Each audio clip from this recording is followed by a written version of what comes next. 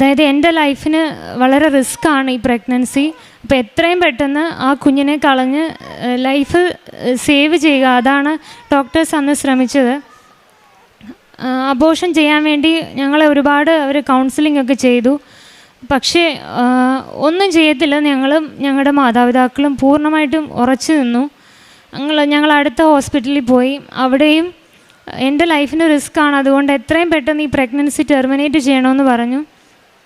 പക്ഷെ ഞങ്ങൾ ചെയ്യാൻ തയ്യാറായില്ല. ഈശോ എനിക്ക് എങ്ങനെ കുഞ്ഞിനെ തരുന്നോ അങ്ങനെ സ്വീകരിക്കാൻ ഞാൻ തയ്യാറായിരുന്നു. പക്ഷെ പെട്ടെന്ന് എനിക്ക് ബ്ലീഡിങ് വന്നു, നോർമൽ ഡെലിവറി നടന്നു അങ്ങനെ. പക്ഷേ കുഞ്ഞിനെ ഞങ്ങൾക്ക് കിട്ടിയില്ല. ഈ ഒരു സ്കാനിങ്ങിന് പോകുന്ന സമയത്ത് ഞാൻ ശരിക്കും കരയാൻ വേണ്ടിയിട്ട് വാഷ്റൂമിൽ കയറിയതാണ്. അപ്പോൾ പരിശുദ്ധാത്മാവ് എൻ്റെ കാതിലൊരു വചനം തന്നു. ദൈവത്തെ സ്നേഹിക്കുന്നവർക്ക്, അവിടുത്തെ പദ്ധതി അനുസരിച്ച് വിളിക്കപ്പെട്ടവർക്ക് അവിടുന്ന് സകലവും നന്മയ്ക്കായി പരിണമിപ്പിക്കുന്നുവെന്ന് നമുക്കറിയാമല്ലോ. റോമ 8:28. ഞാൻ ഒരു വചനവും അങ്ങനെ കാണാതെ പഠിക്കുന്ന ആളൊന്നുമല്ലായിരുന്നു. ഈ വചനം ഞാൻ എവിടെ കണ്ടെന്നോ എപ്പോൾ വായിച്ചെന്നോ പോലെ എനിക്ക് ഓർമ്മയില്ല. പക്ഷേ പരിശുദ്ധാത്മാവ് എനിക്ക് വചനം തന്നു. അതോടുകൂടി ഞാൻ ഭയങ്കരമായിട്ട് സ്ട്രോങ് ആയി.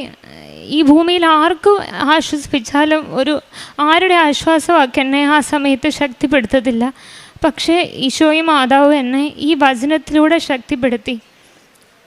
അതുപോലെ ഈ അസുഖം ഫെർട്ടിലിറ്റിയെ ഓരോ മാസം കുറച്ച് വരും. അപ്പം നോർമലി നമുക്ക് കൺസീവ് ആവാനൊക്കെ ഭയങ്കര ബുദ്ധിമുട്ടാണ്. അപ്പോൾ ഈ DVT വന്നതോടുകൂടി എന്താണ് ശരിക്കും കുഞ്ഞ് മരിക്കാനുള്ള കാരണമെന്ന് കണ്ടുപിടിച്ചു. അപ്പോൾ ആ സമയത്ത് ഈ വചനം എനിക്കിങ്ങനെ ഈശോ പിന്നെയും തരികയാണ്. അതായത് എന്ത് ജീവിതത്തിൽ സംഭവിച്ചാലും അത് നന്മയ്ക്ക് വേണ്ടിയിട്ടാണ്. അത് വേദനയാണെങ്കിലും എന്ത് സഹനമാണെങ്കിലും നന്മയ്ക്ക് വേണ്ടിയിട്ടാണ്. അത് മരണമാണെങ്കിലും അത് നന്മയ്ക്ക് വേണ്ടിയിട്ടാണെന്ന് ഈശോ പഠിപ്പിച്ചു. അങ്ങനെ DVT വന്നതുകൊണ്ട് എന്താണെന്ന് കാരണം മനസ്സിലായി. പിന്നെ എനിക്ക് ഈ ഡെലിവറിയോട് അസോസിയേറ്റ് ചെയ്ത് കുറേ ഫിഷർ എന്ന് പറഞ്ഞൊരു അസുഖം വന്നു. ഒരു വർഷത്തോളം എനിക്ക് അതിവേദനയായിരുന്നു. ഞാൻ ഡോക്ടേഴ്സിനെയൊക്കെ കണ്ടു.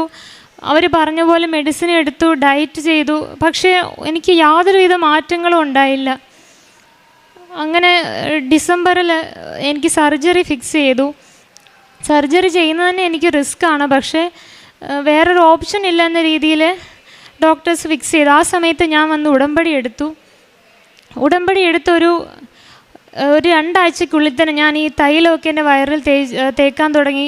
ഉടമ്പടി ഉപ്പും തേനും ഒക്കെ ഉപയോഗിക്കാൻ തുടങ്ങി. എനിക്ക് ഭയങ്കരമായ ചേഞ്ചസ് വന്നു. എനിക്ക് പൂർണ്ണമായ രോഗസൗഖ്യം അവിടെ ലഭിച്ചു.